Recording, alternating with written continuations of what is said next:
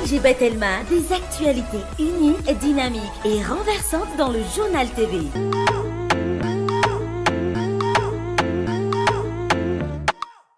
Olotranao ny fampalalam-baovao.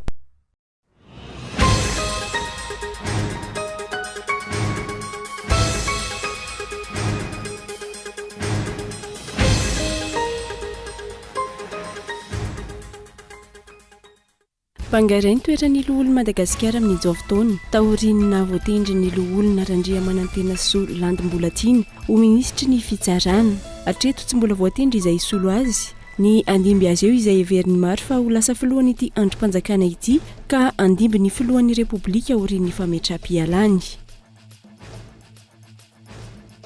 Mbola tsy nivoaka mihitsika eny amin'ny ministeran'ny fitsarana hatreto ny didy fampiarana ilay lalàna mikasika ny boky rovitra izay natao hamahana ny olan'ny fananantany eto Madagasikara. Ny ministra tompon'andraikitra izay nilaza fa mitohy ny fankakevitra momba izany roa taona ty aoriana nalany ilay lalàna teny amin'ny anteny mera rotonta. Napekatra ny tany fandoava-ketra anatiny hatramin'ny 420 ny fanjakana. Miakatra 530 ihany koa ny mpandoa etrandrasan'izy ireo ho an'ny taona 2024 ary ny sehatra tsy manara-drafitra no anaovana ezaka manokana anatin'izay. Fepetra izay mampametra-panontaniana ireo mpandraharaha, orinasa madinika sy salantsalany no izy ireo tsy mbola tafarina taorian'ny krizy. Mpilalao miisa 30 no nantsony ny mpanazatra Nicolas Dupuis. Andrafitra ny ekipam-pirenena malagasy amin'ny lalao ionana amin'ny Centrafrika ao anatin'ny fifanitsanana ho an'ny kanina 2024 ho an'ireo teknisianina ara-panatanjahantena. Tokony hifantoka betsaka amin'ireo mpilalao avy eto toerana ny mpanazatra ahafahana mahazo vokatra tsara. Any ivelany, 2 andro taorian'ny sehon'ilay loza fifandonana fiaran-dalamby nitondra entana sy mpitondra olona tany Grèce no samborina ny tompon'andraikitry ny gara no ny fanaovana fahadisoana niteraka famoizana ain'olona. Amin'izao mihamafana ny toe-draharaha any an-toerana no ny goragora ataon'ireo tompon'andraikitry ny fitaterana an-dalamby. Ny antsipirindreo avy hatrany ary.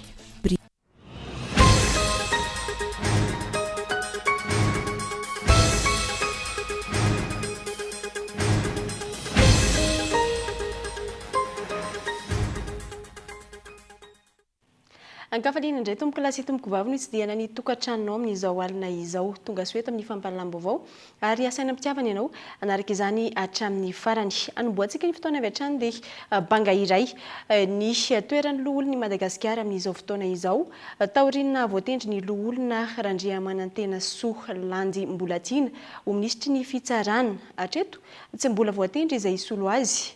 Ny andimby azy eo izay heveriny maro fa ho lasa filohan'ny ity androm-panjakana ity ka andimby ny filohan'ny Repoblika aorian'ny fametraha-pialany. Henri Florian. Taorian'ny fiovanan'isy teo anivon'ny gouvernement tafarany teo ahitana fahabangan-toerana avokoa ankehitriny ny anteny mera rotonta.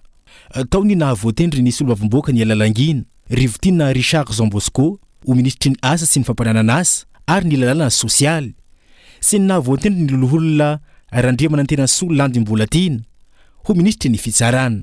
Ho an'ny anteny mera-pirenena tsy misy olana ny solo azy ny Tsimbazaza fa ny lisitra faharoany ihany no andimby azy. Raha vantany vao ankataovany fitsarana avo momba ny lalam-panorenana ny fanambarana fahabangan-toerana izay ataony filohan'ity androm-panjakana ity.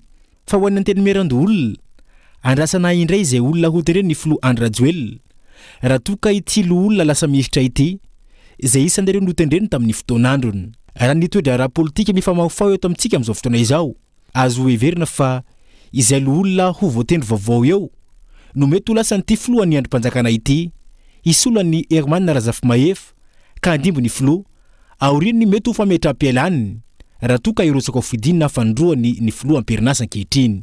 Misy fahabangana zany eo anivony zany ataoko hoe toerana eny anivony anteny mera rotonta zay dia ny fentanina mipetraka zany zao satria nisy ny conseil des ministres omaly zay nivoaka zay ataoko hoe nanesorana ny DIRCAB eo anivony présidence zany dia miazakazaka zany raha raha-pirenena zao hoe manahoana ny fanendrena ny ataoko hoe mpikambana eo anivony zay parlementaire zay indrindra akatoko ny fifidianana tsika zao efa ataoko hoe madiva ifarana koa ny fiafarany mandany filoham-pirenena dia tsy maintsy ny filohan'ny Sénat zany no miassurer ny intérim zany eo amin'ny exécutif bicéphale misy eto amin'ny tany sy ny firenena zany.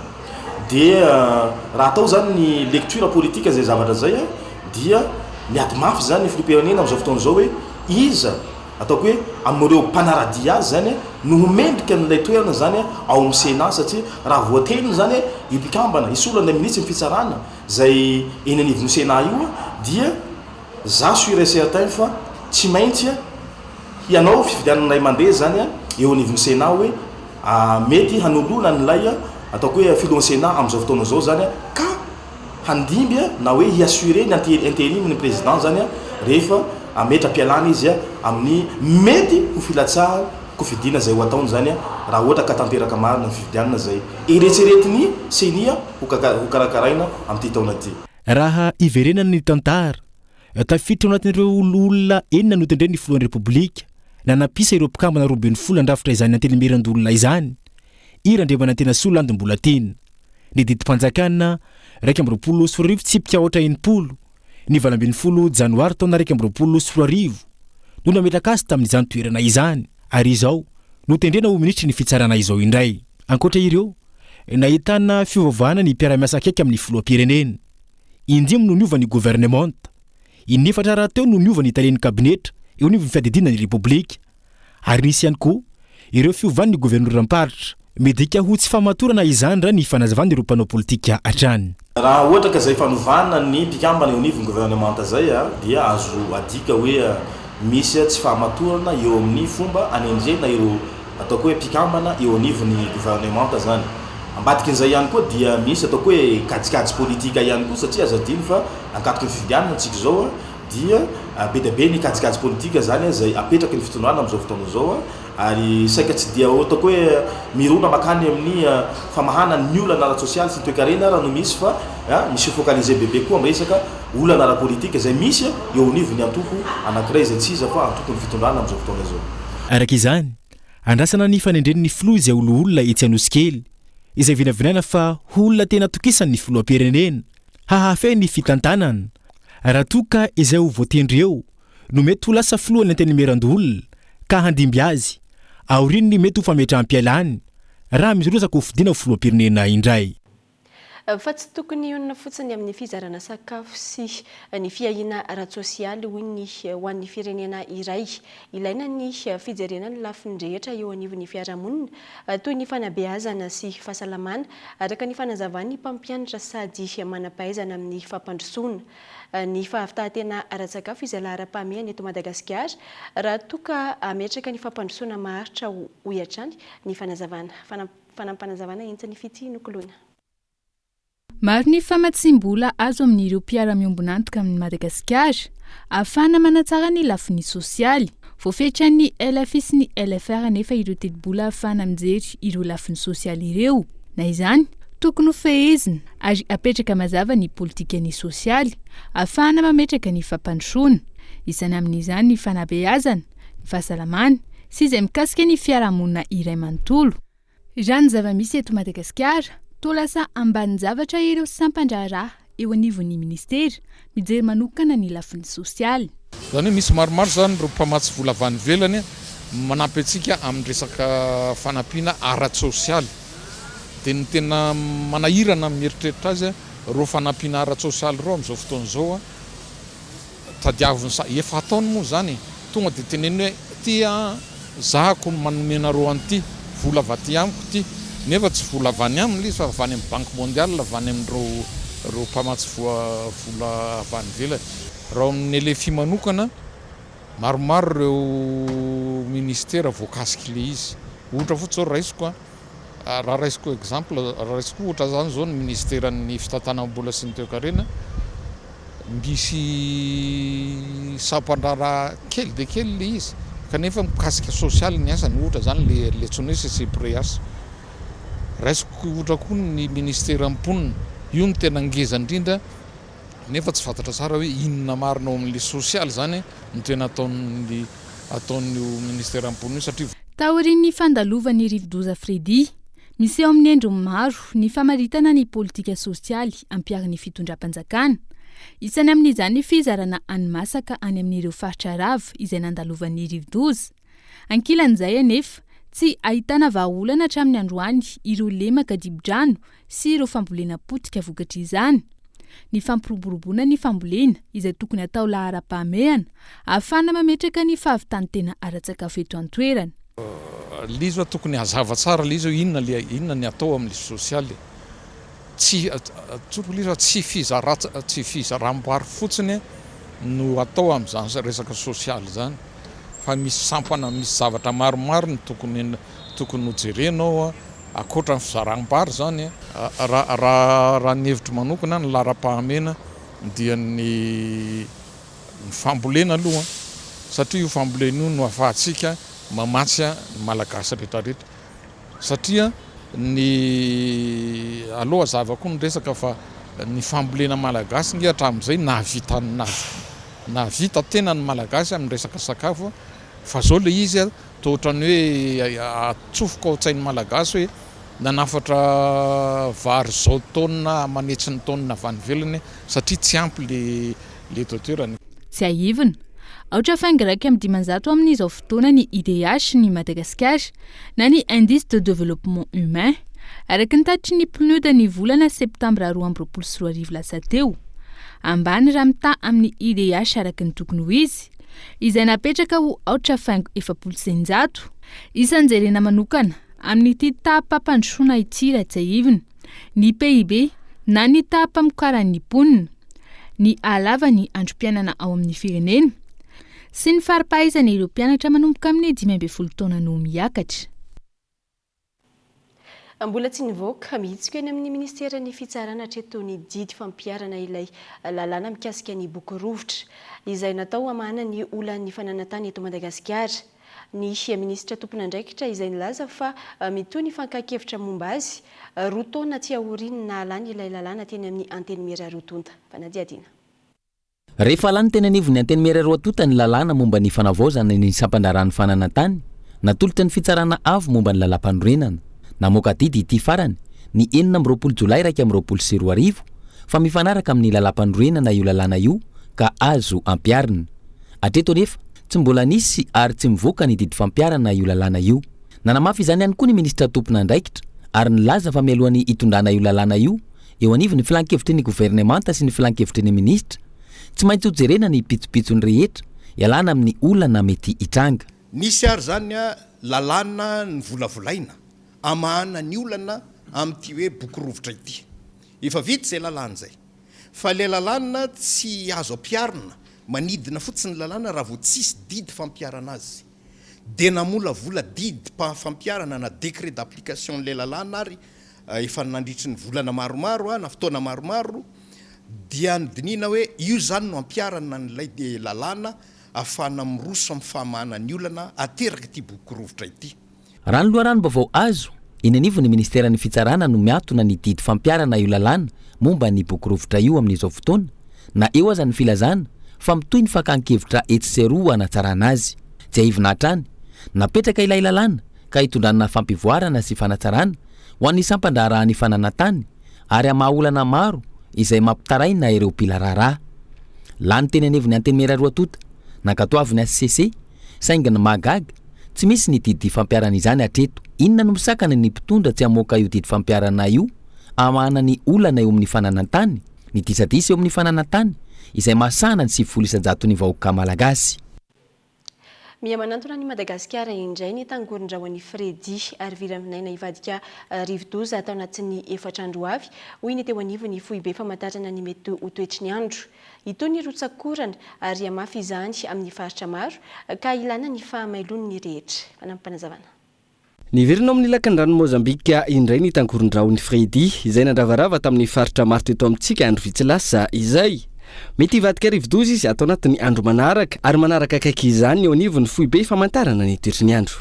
Raha maso akaiky izy io raha ny tombatombana zao mahakasika ny mety fizotrany dia atao anatin'ny 4 andro avy izy izota iatsinanana somary atsimo atsinanana eo izany hoe anantona Madagasikara zany manambana an'iny morontsiraka atsimo andrefan'ny nosy iny. Ao anatin'izay fotoan'izay dia ina no mety hitombony hery indray ka mety ho lasa rivo-doza indray zany ity tangoron-drahona ity. Ao anatin'izay efatra amin'izay azany any faraparan'ny herinandro any zany no mety hivadika ho rivo-doza indray izy. Itony rotsakorana saiky manerana ny nosy ato anatin'ny andro avy raha ny fanazavahana ary mafy izany rehefa manakaiky na mahakasika ny Madagasikara ny tangoron-drahona Fredy. Raha ny toetry ny andro amin'ny ankapobeny eto Madagasikara dia ny fisian'io tangoron-drahona io zany no mamaritra ny toetry ny androntsika. Vokatr'izay ora kokoa zany ny fiforonana oram-baratra saika manenga amin'ny faritra maro eto Madagasikara mihitsy io saika hisitraka izay oram-baratra izay.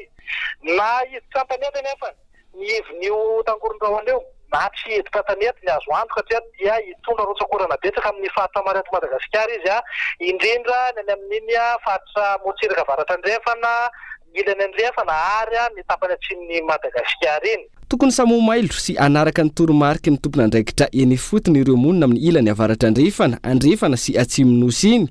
Ahery ny ranomasina ny Morombe, Taolaniaro, Cap Saint-André hatrany Mananjary.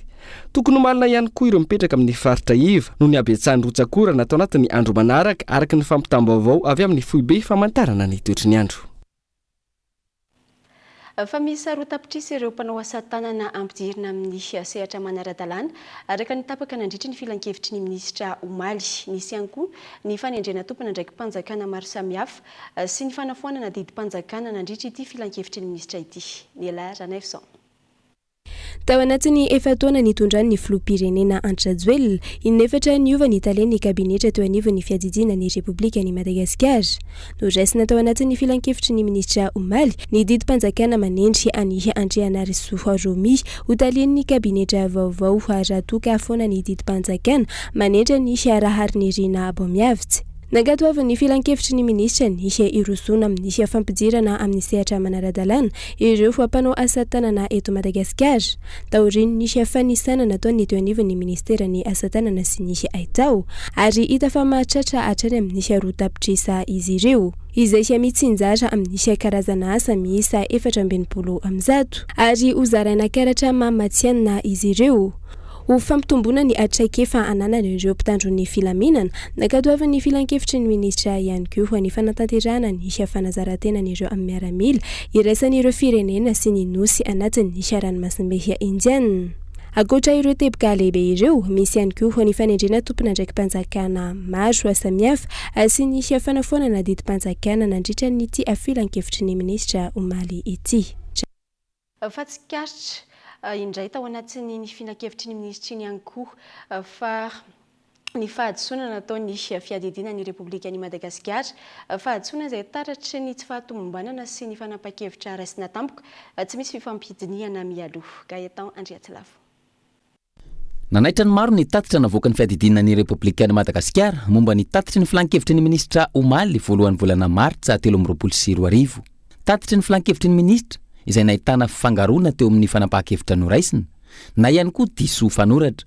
Raha vao nivoaka ny tatitra, hita tao anatin'izany fa ny ministeran'ny fahasalamam-bahoaka no nanafoana ny didim-panjakana nanindry ny talehi-paritry ny fanabeazam-pirenena any amin'ny faritra Analanjirofo. Taorian'izay nivoaka ny tatitra faharoa ary nahitsy ny fahadisoana.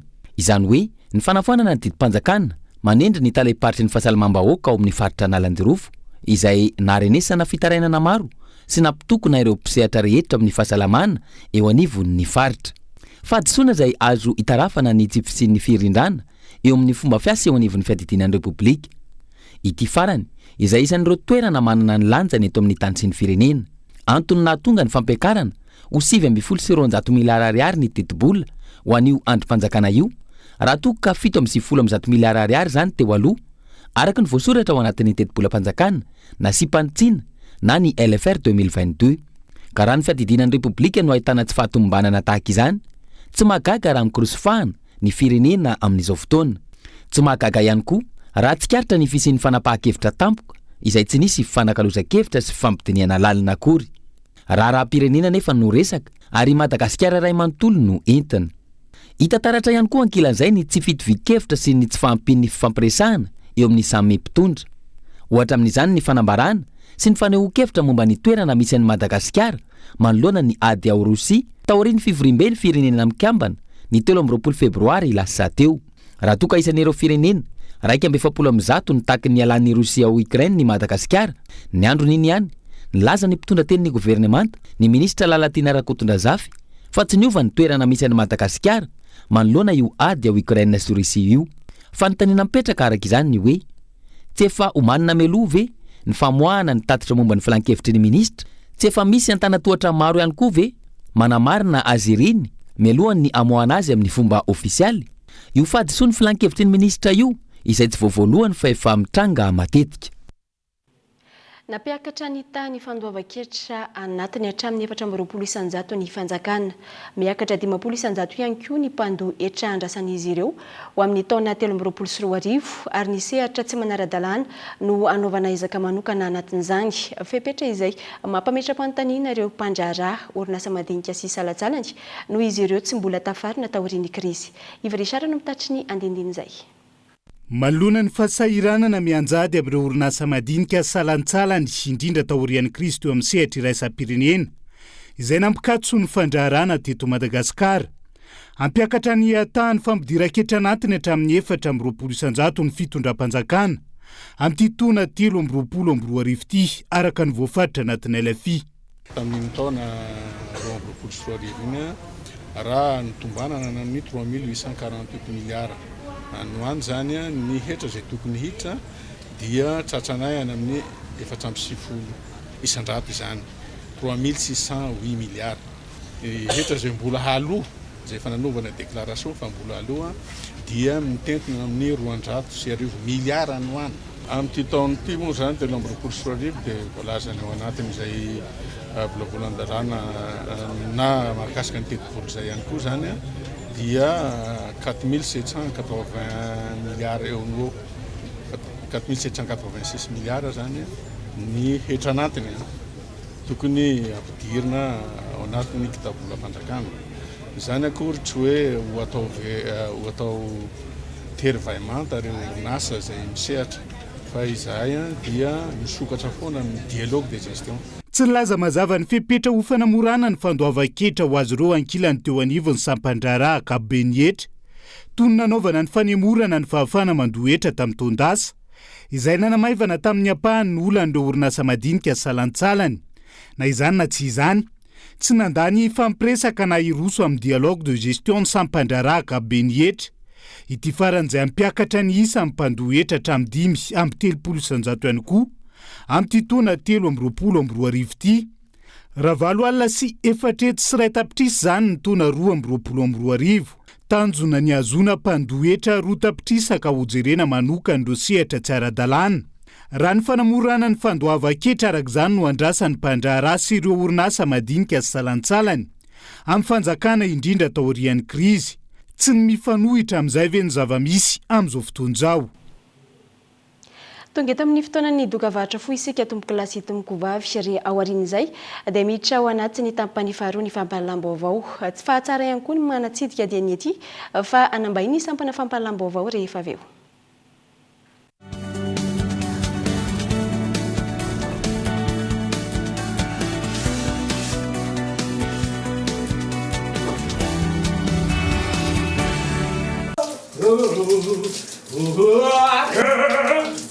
Marco!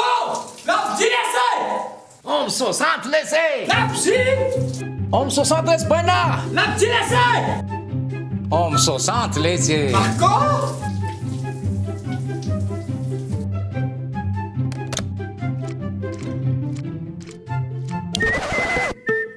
Balika Om 60, jiro antona telo lehibe, jiro entin-tanana ray, mandeha amin'ny herin'ny masoandro avokoa ary afaka mamahana finday. Manomboka amin'ny 700 ariary monja isan'andro, mandrapahefanao ny vidiny manontolo. Balika, mamiratra no aviko. Om 60.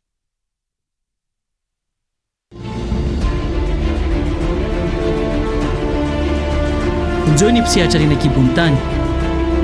Stop, droit de sortie.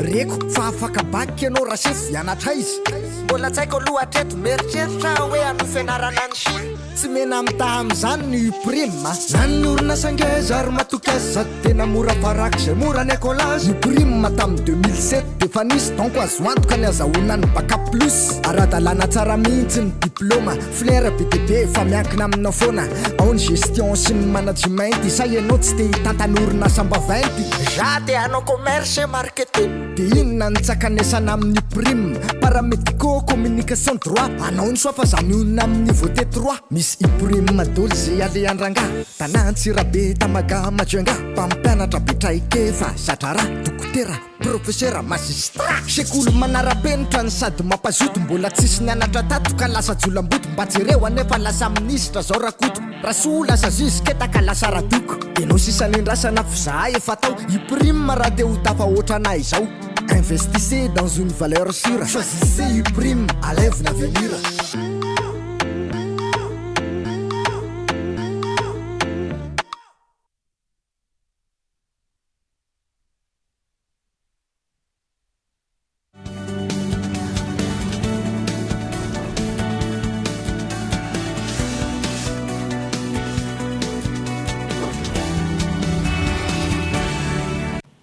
Isorana trany ianao tsy misaraka aminay mamerina ny araba tonga soa indray atao anatin'ny tapany faharoa anokafantsika izay tapany faharoa izay avy hatrany dia maro ireo lesoka tokony arenina ho fanajana ny izony olombelona eto Madagasikara amin'izao fotoana hoy ny tompona andraikitra eo anivon'ny ministera ny fitsarana androany tokony isy manoloana io ny fijerena ifotony eny anivon'ny fonja isan'izany ny sakafo ny fahasalamana ary ny lafiny maha-olona izay tokony anaraka ny fenitra iraisam-pirenena. Christian Ndimby. Misy eo amin'ny endriny maro ny fanitsakitsahana ny zon'olombelona eto Madagasikara amin'izao fotoana. Isan'izany ny zon'ny voafonja izay ahitana lesoka maro eo amin'izay fampiarana ny zon'olombelona izay raha nambary ny tompona andraikitra eo anivon'ny ministera ny fitsarana androany.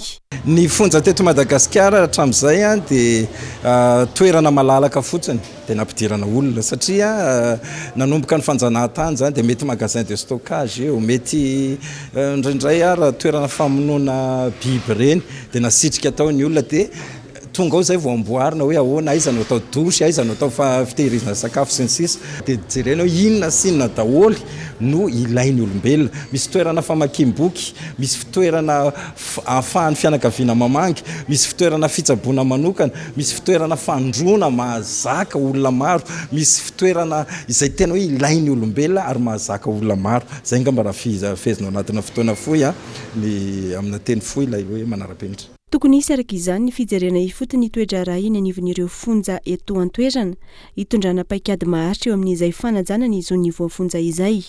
Tsy maintsy jerena ifotony aloha hoe inona no antony mba ahafahana mitondra vahaolana maharitra indrindrandrindra ao anatin'izany sehatrasa zany.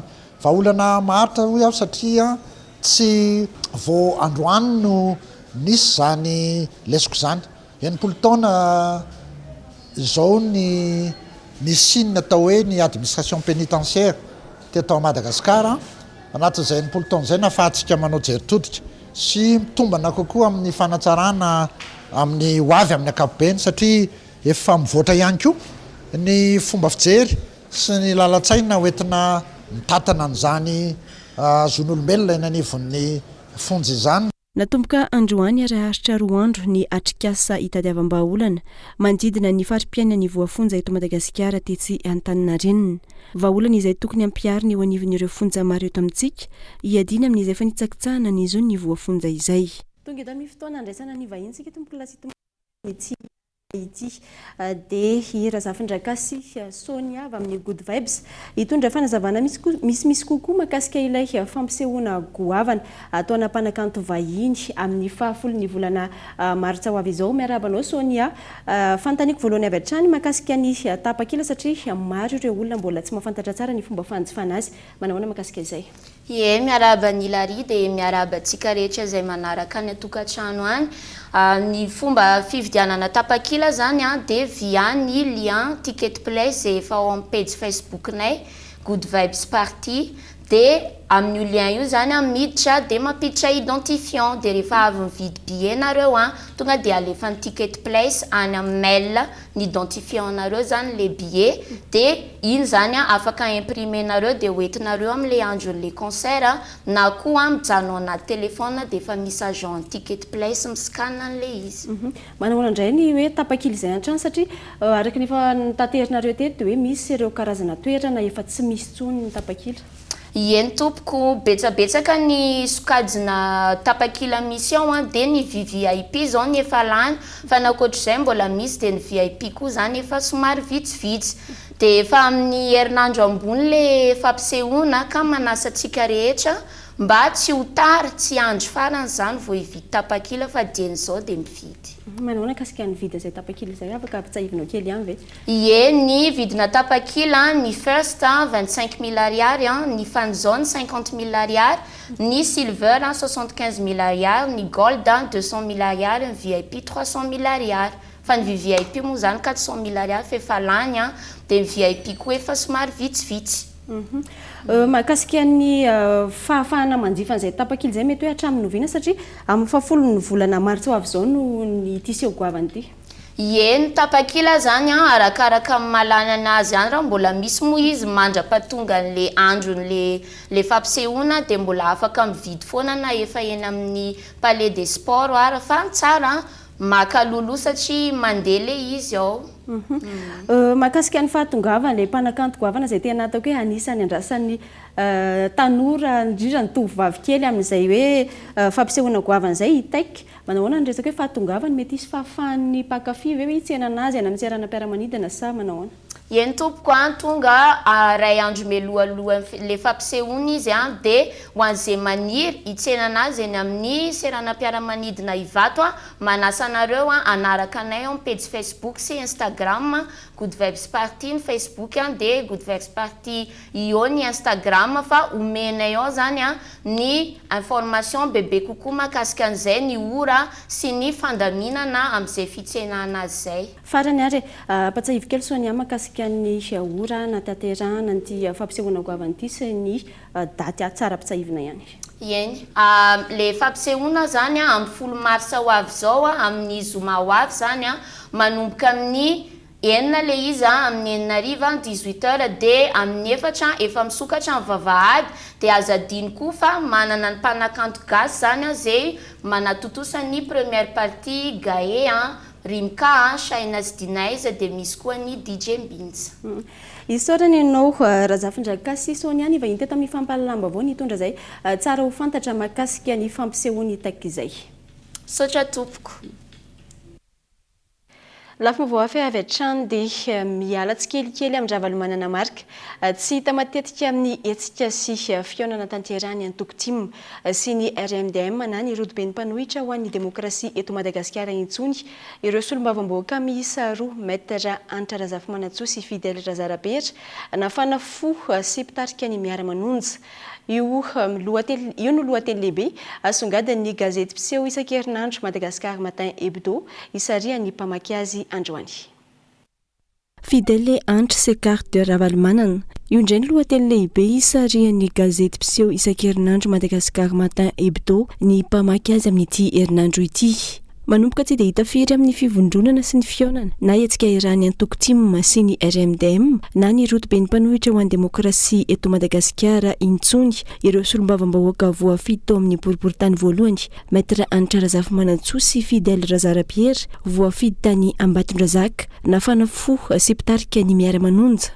Ity fandarina ity izay efa tsy mifantoka betsaka amin'ny fototra nametrahana sy nitondrana azy teo aloha intsony ho iatrany famakafaka ny Madagascar Matin Hebdo ao amin'ny pejy 4 sy 5. Lohateny hafa songadiny Madagascar Matin Hebdo ihany koa ny mahakasika ny fanavaozana tanteraka ny lisam-pifidianana. Échec de tentative d'un boycott par l'opposition hoy ny lohateny dahatsoratra izay voaboasina ao amin'ny pejy 7. Mifandraika amin'izay, teboka maro no takin'ny antoko politika sy ny firaisamonim-pirenena atsaraina ao anatin'ny lalam-pifidianana. Io no anisan'ny votoatisa ny fanadihadiana ao amin'ny fandaharana alalino izay vokarin'ny sampana fampalalamba avao ny Kolo TV FM isan'ny asongadin'ny gazety Matin Hebdo ao amin'ny pejy 9 ihany koa. ankoatra izay ho hita ny mpamaky ao amin'ny pejy fahajimy ny gazety matin hebdo ihany koa ny vaovao fatra izay resahana makasika ny fifidianana filoham-pirenena. Ireo mpanao politika lany-dato no tena mpamboly korotana hoy ny lohateny. Faherosa amin'ny fampiarana ilay Dinabe mifehy fitrandrahana ireo arenan-dranomasina sy amorontsiraka ny any Bay d'Antongui izay ahitana ny distrikany Mananaravaratra sy Maro Antsetra ary Antala rehefa nahazo ny fankatoavana tamin'ny fitsarana. Mialoha ny ampiarana azy, nisy ny fombafomba ara-drazana natao tany Maro Antsetra tanjona ny ampanarandalana ireo mpanjono isin'ny fitrandrahana maharitra ny arena an-dranomasina.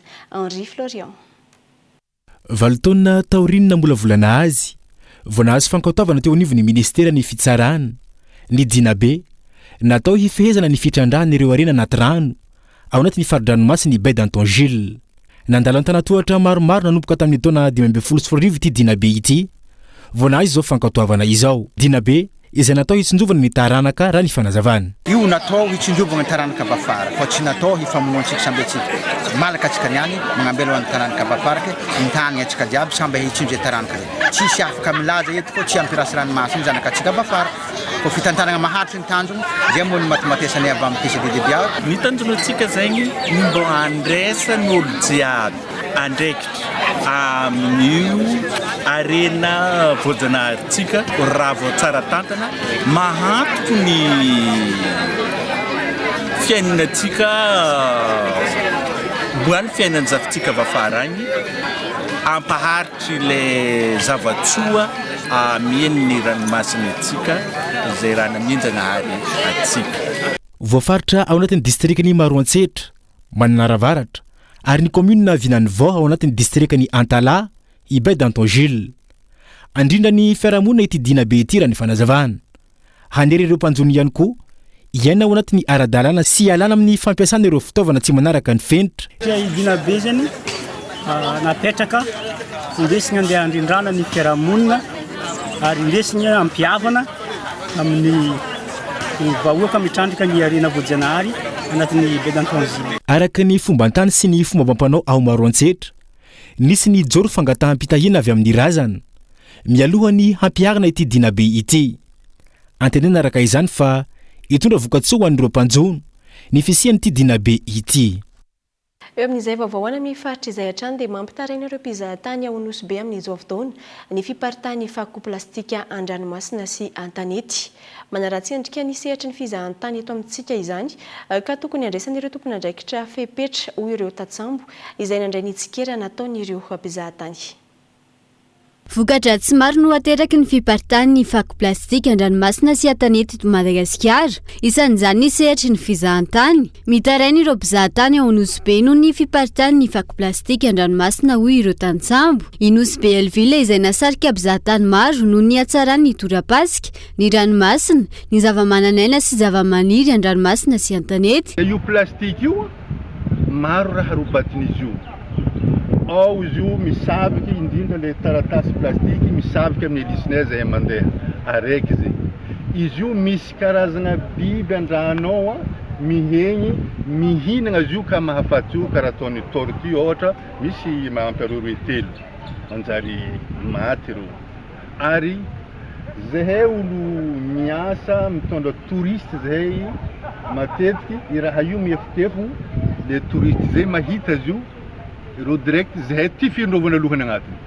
Ranomasina rô nareo olo miasa aminany io ranomasina rô maloto karaha plastika miefitefony karaha io. Manoloana izay fitaraina ny mpizahatany noho ny fiparitany fako plastika ao Nosbe izay nandray an-tanana tamin'ny fanetanana sy fanadiovana ny manodidina ny serana Tsambonandamby ireo tantsambo ao an-toerana izay ivina tafatsangana ara-dalàna sy ara-panjakana ny fikambanan'ireo tantsambo miasa eo amin'ny sehatry ny fizahantany ao Nosbe, fikambanana najoro ialana amin'ny tsindry sy fanavakavahana ataon'ireo mpampiasa sy sampiasa ary ny mpitondra fanjakana sy ireo tompon'andraikitra voalohany misana ny serana Tsambo ao an-toerana.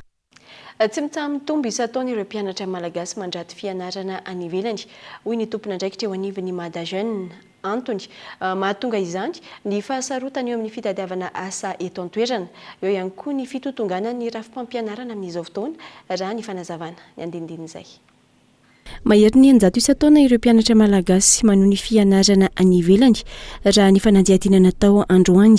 Mbola isan'ny mitana ny larany voalohany eo amin'ny toerana maro mpisafidy la Frantsa, manaraka azy i États-Unis. Ankilany, mitombo anisa ireo tanora misafidy ny any Canada sy La Réunion raha ny fanazavana. Amin'ny ankapobeny zany tena lina ny ankizy amin'ny resaka fianarana ivelany fa araka ny lazaiko mila miomana fotsiny fa maro be koa zavatra azo atao any ivelany zany. Misy karazany moa izy io. Misy ny mianatra ianao dia miverina aty. Misy koa ianao afaka mijanona fa miankina amin'ny tsirairay avy moa ilay izy. Tato ato aloha zany anisan'ny tian'ny ankizy ny mandeha mionjana makany Canada. Fahafantarantsika azy amin'ny ankapobeny mitady olona maro be Canada amin'izao fotoana izao amin'ny resaka asa amanjara. Nefa moa zany indraindray izy ireny mila diplôma ihany. Fa na izany na tsy izany fa maro koa ny malagasy mianatra tsy dia lavitra be intsony. Etsy Maorisy koa izao azo ianarana tsara mihitsy amin'ny ambaratonga ambony. Fa io miankina amin'ny hoe fahaizana ilay fiteny pirenena vahiny na izy io zany anglais ohatra na frantsay dia miankina amin'izay zany destination an'ilay ankizy. Ankoatra izay, isan'ny mahamaro ireo tanora liana amin'ny fianarana any ivelany ihany koa ny fahamorana eo amin'ny fitadiavana asa. Ny ahafantarako anazy angamba aloha hoe any ivelany tonga dia vonona kokoa hoe tonga dia sady miasa. Izay angamba aloha ny tena hoe point hoe tena hitako hoe misongadina be satria ohatra hoe mety hoe mianatra eto zao dia mety tsy dia mahita hoe aiza ny aleha satria efa feno an'ny olona hafa koa ilay izy dia tsy dia tena mahita lalana be zany fa ilay any ivelany mety izay mahasarika kokoa. Lalam-piofanana misampana manokana amin'ny géologue dia tsy faniriako zany tsy eto fa any ivelany any anohy an'ilay izy. Eto amintsika tsy dia ampy loatra ny matériel, any andafy ampy kokoa ny matériel en sécurité tsara rehefa mandeha. Ny faran'androany Salon des études internationales tetsy Andohatapenaka. Etsika izay natao hitondrana torolalana ho an'ireo mpianatra sy tanora liana amin'ny fianarana any ivelany. Mpilalao miisa 230 natsoiny mpanazatra Nicolas Dupuis andrafitra ny ekipam-pirenena malagasy amin'ny lalao ionana amin'ny Centre Afrique ao amin'ny fifanitsanana ho an'ny CAN 2024 ho an'ireo teknisiana ara-panatanjahantena tokony hifantoka betsaka amin'ireo mpilalao avy eto an-toerana ny mpanazatra ahafahana mahazo vokatra tsara.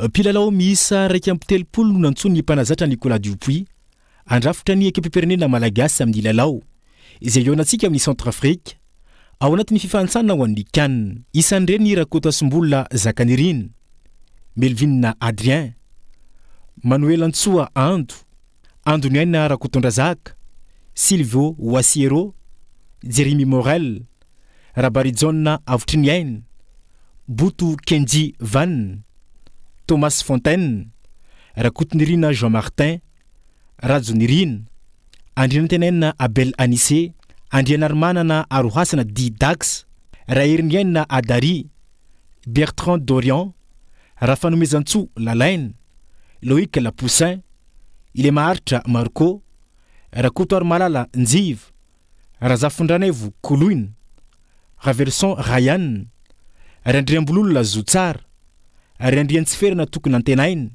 Ibrahim Amada, Andriamanjato Rojelalaine, Ramalengom Alexandre, Razafondrakoto Jean-Yves, Hakim Abdallah, Donissa Julio, Randrianantanena Arnaud ary Randrianiaina Tantely.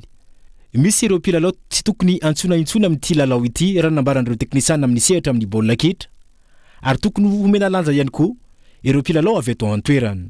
Aloha tonga dia mahisy be hoe misy bandy tokony tsoatsonatsony dia za koa mahita hoe ny arahana hita angamba nitranona teo hoe nanao ilay bandy kely dia aloha zany ilay plasy raha fijeriko aloha ilay plasy ho an'ilay bandy kely atao amin'ny tanana amin'izay zany fa ny antso ihany ny Nicolas Dupuis tamin'ireny fa kely loatra metatra roa tena kolokolo izy tamin'ireny bandy nanao tranon'ireny satria misy moment zany miara manao entraînement dia izy aoriananay dia tonga dia niregroupé aloha ilay bandy kely teto amin'ny tanana zany azo atao tsara mihitsy miregroupé an'ilay bandy kely eto amin'ny tanana satria raha ilay bandy any ivelany no regroupéna misy fenetra ny FIFA zany hoe eto ihany misokatra amin'ny bandy kely eo amin'ny semaine eo ilay bandy eto amin'ny tanana nefa azo manina mandritra ny fotoana lava be dia izay fijeriko hoe azo atao tsara miregroupé an'ireny bandy kely eto amin'ny tanana dia fahana mivelatra ohatra mivaingana mihitsy hoe iny kolona nandeha iny tsiry vela be bandy kely mandeha dia izany fijeriko foana hoe aloha rangaha eto amin'ny tanana amin'izay mba hanao an'ilay izy fa za mahita hoe tsy araran'ireny bandy reny mihitsy raha ohatra ka reny nao tso efa bebebe ataonao zany e andrasinaraka izany ireo mpilalao afaka amin'ity lalao atreny bareny Madagasikara izay eo amin'ny centre Afrique ao anatin'ny fifantsanana ho an'ny kanina ity. Amin'ny maresaka avy any ivelany roa andro taoriany sehoany ilay loza fifandonana fiaran-dalamby nitondra entana sy mpitondra olona tany Grèce nosamborina ny tompona andraikitry ny gare no ny fanaovana fahadisoana niteraka famoizana ain'olona. Amin'izao miamafy ny toedrara any an-toerana no ny goragorana nataon'ireo tompona andraikitry ny fitanterana an-dalamby. Panampanazavana entiny olona saina eo amin'ny sariny France 24. 7 tamin'ireo mpandeha 50 hatreto no namony ainy vokatry ny fifandonana teo amin'ny fiaran-dalamby nitondra entana sy nitondra olona nampifandray any Athènes sy Thessalonique Grèce. Niaiky ny fahadisoana ny tompona andraikitra voalohany amin'ny fitanterana an-dalamby fa nisy ny tsy fifantohany teo am-panatanterahana ny asany. Ireo fiaran-dalamby izay nifanena ary nifandona raha ny fanazavana.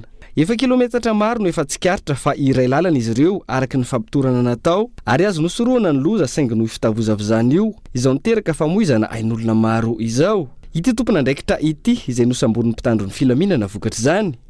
Raha ny fantatra isan'ny namony an'itony eo nandritra ity fifandonana ity ny mpamily ny lamasinina roa. Ny vahoaka any an-toerana izay tsy mijanona amin'izay loza izay fa tonga hatramin'ny fitsikerana ny fanjakana no ny fanapa-kevitra no raisin'izy ireo ny taona 17 nanome ho tantanany tsy miankina ny sotran-dalamby ka nanomboka teo ny gaboraraka sy ny tsy fahatomombanana hita hoy ireo mpanao fihetsiketsehana. Ireto farany izay nidina an-dalamby mitaky ny amoanaingana ny valin'ny fanadiadina. Nisy ny fidirana antseritry ny mpitandro ny filaminana nanaparitaka azy ireo nandritra izany. Fantatra ihany koa fa nametra-pelana vokatry ity loza ity ny ministra ny fitaterana any Grèce. Dia izay ihany koa tompoka lasy tompoko vavy no masakazo natolotra tamin'ny ity alina ity ankasitrahana fenanao sy nisaraka taminay hatramin'ny farany raha ampitso amin'ny ora mazatra ny fotoanantsika manaraka eto amin'ny fampahalalam-baovao. Samy mitomba amin'ny fahasoavana.